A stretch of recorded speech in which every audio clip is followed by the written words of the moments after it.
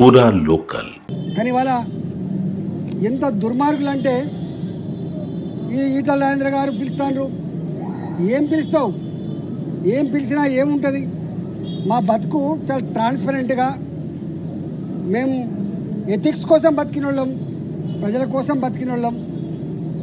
కంత మీద తుపాకీ పెట్టినా కూడా గదే మాట మాట్లాడడం తప్ప ఇంకోటి మాట మాట్లాడటం కాదు. ఇవాళ పిచ్చి కూతలు, కారు కూతలు, ఇలా కుక్కలు లెక్క ఎక్కబడ్డే మాటలు చూస్తూ ఉంటే బాధ అనిపిస్తూ ఉంది. ఏది ఏమైనా తెలంగాణ ప్రజలు నిజమైన న్యాయ నిర్ణేతలు.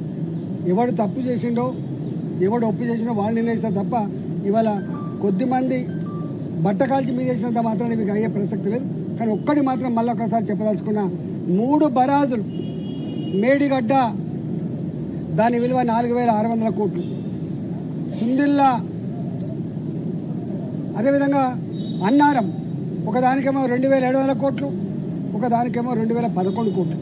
నేను ఒకటే కాంగ్రెస్ పార్టీని డిమాండ్ చేస్తా ఉన్నా, భారతీయ జనతా పార్టీ ఇప్పటికే చెప్పింది నిజాయితీగా ఉండాలని చెప్పి కోరుతుంది. పార్టీ ప్రభుత్వ ధనాన్ని దుర్వినియోగం చేద్దని చెప్పి కోరుతుంది. చట్టాన్ని లోబడి ఉండాలని చెప్పి కోరుతుంది. నీకు ఇచ్చిన కర్తవ్యాన్ని ఒక ప్రజలకు బాధ్యతతో పనిచేయమని చెప్పి కోరుతుంది. ఇవాళ మేము కోరుతా ఉన్నాం. అంతకుముందు అనేక కమిషన్లు వేసిండ్రు, ఎందుకు రిపోర్ట్లు బయట పెడతలేరు, ఎందుకు చర్యలు చేపడతలేరు? నేను ఇక్కడ కూడా కోరుతున్నా, ఇప్పటికే సంవత్సరాలు గడిచిపోయింది. త్వరగా ఈ రిపోర్ట్ను బయట పెట్టండి. త్వరగా నిజంగా ఎవరు బాధ్యులవుతారో వాళ్ళ మీద చర్యలు తీసుకోవాలి తప్ప మీరు తాత్సారం చేసి బట్టకాల్చి మీదేసి వాటిగా రాజకీయ పంపం కట్టుకుంటా అంటే నిన్ను వదిలిపెట్టే ప్రసక్తి లేదు. తెలంగాణ సమాజం నిశ్చితంగా గమనిస్తూ ఉంది. నువ్వు ఏ ఆరోపణలు చేస్తూ ఉన్నావో,